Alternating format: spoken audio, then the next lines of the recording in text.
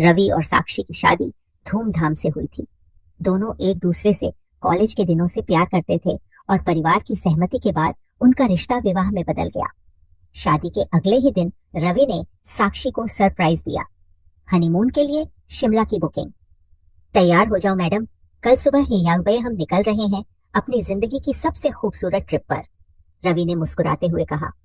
साक्षी की आंखों में चमक आ गई। वो एक छोटे से कस्बे की लड़की थी जिसने पहाड़ सिर्फ तस्वीरों में देखे थे। पहाड़ों की ओर शिमला की वादियों में पहुंचते ही साक्षी मंत्रमुग्ध हो गई। बर्फ से ढके पहाड़, ठंडी हवा और देवदार के पेड़ों की खुशबू उसे किसी सपने जैसी लग रही थी। होटल हेरिटेज विला में दोनों ने चेक इन किया। यह एक पुराना लेकिन आलीशान होटल था जो अंग्रेजों के जमाने में बना था। ये जगह थोड़ी रहस्यमयी नहीं लगती तुम्हें? साक्षी ने होटल की पुरानी दीवारों को देखते हुए कहा। तुम्हें तो हर पुरानी चीज में भूत दिखता है, रवि हंसते हुए बोला। लेकिन साक्षी की आंखों में कुछ था, एक अनकहा डर, एक रात और एक चीख। हनीमून का तीसरा दिन था। रवि और साक्षी ने कुफरी का प्लान बनाया था, लेकिन मौसम खराब होने की वजह से होटल में ही रुकना पड़ा।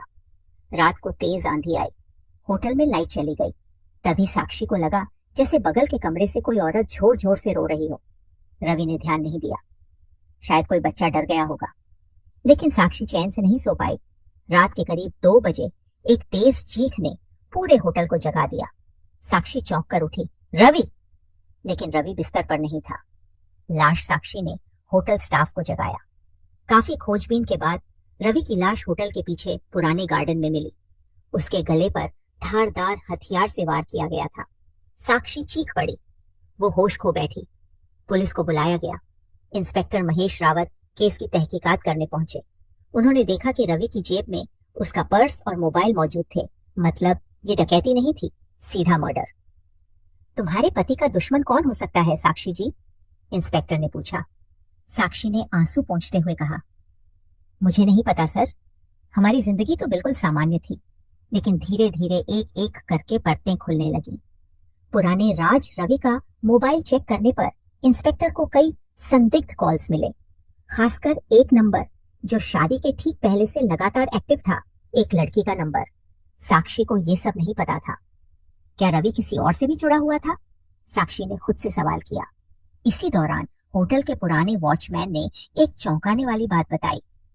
रात को मैंने रवि साहब को एक औरत के साथ पीछे जाते देखा था।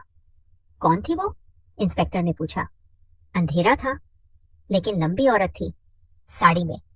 इंस्पेक्टर महेश ने होटल के सीसीटीवी कैमरों की फुटेज मंगवाई, लेकिन तेज बारिश और बिजली जाने के कारण उस रात का कोई रिकॉर्ड नहीं मिला।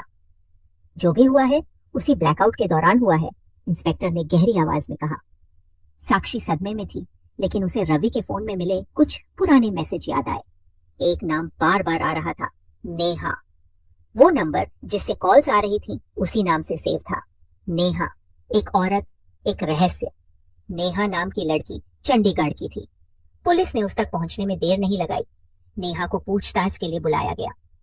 क्या आप रवि को जानती थी? हाँ, कॉलेज में हम दोस्त थे, नेहा ने बिना हिचके कहा। सिर्फ दोस्त? हम एक दूसरे को पसंद करते थे, लेकिन फिर वो साक्षी से शादी कर बैठा। क्या आपको लगता है कि रवि ने आपको धोखा दिया? नेहा चुप हो गई। फिर उसकी आंखों में गुस्से की एक चिंगारी दिखी।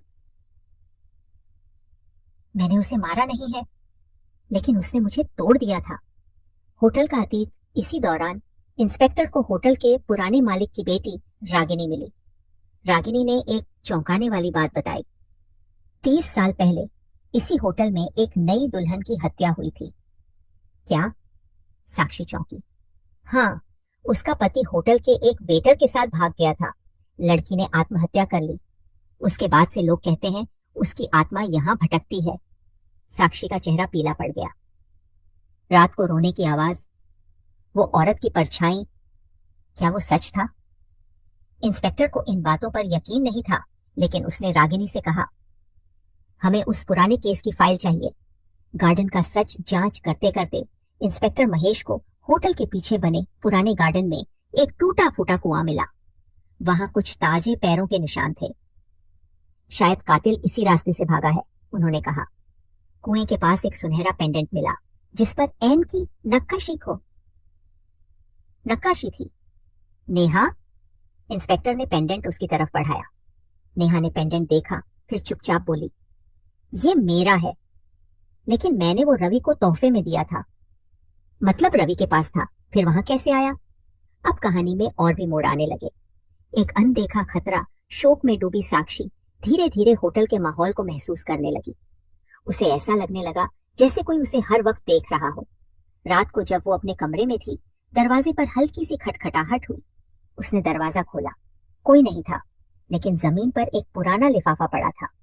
उस लिफाफे में एक फोटोग्राफ था, रवि एक औरत के साथ, किसी होटल के रूम में। ये कौन है? साक्षी ने कांपते हाथों से इंस्पेक्टर को फोटो दिखाई। यह औरत नेहा नहीं है, ये कोई और है। इंस्पेक्टर ने गहराई से फोटो को देखा। अब एक तीसरी औरत की एंट्री हो चुकी थी। इंस्पेक्टर महेश ने उस फोटो को स्कैन करवाकर चेहरे की पहचान कराने की कोशिश की। कुछ घंटों बाद रिपोर्ट आई। उस औरत का नाम था डॉ रिया कपूर, जो शिमला में ही एक क्लिनिक चलाती थी। रवि डॉक्टर से क्यों मिल रहा था, और वो भी होटल के कमरे में? साक्षी के दिमाग में सवालों का तूफान उठ रहा था।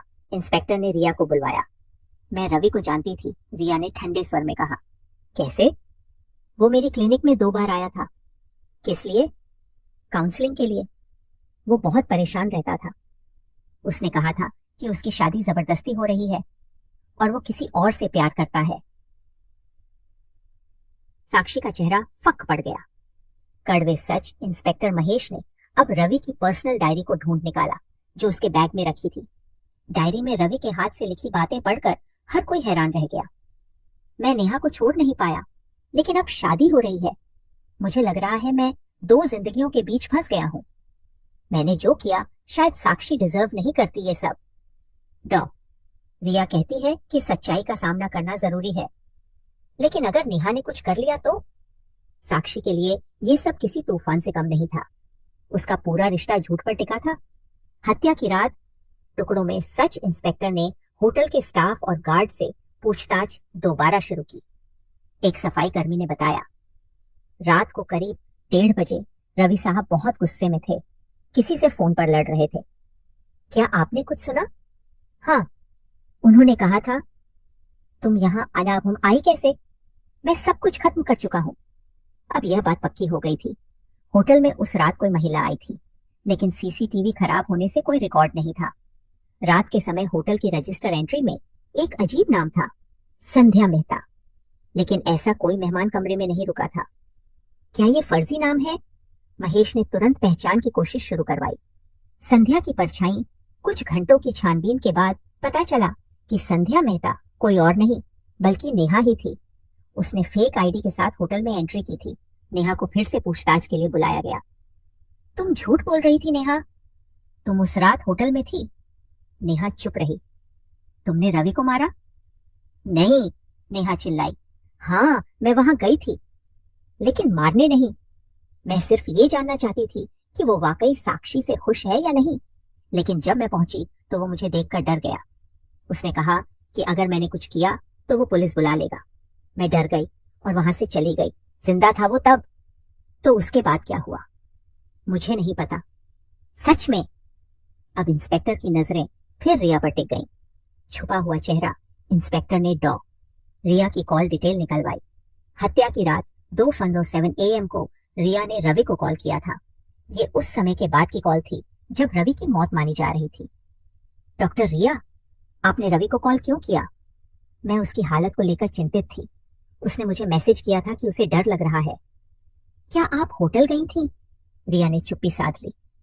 हमारे पास सबूत है कि आपकी गाड़ी उस रात होटल के पास देखी गई थी।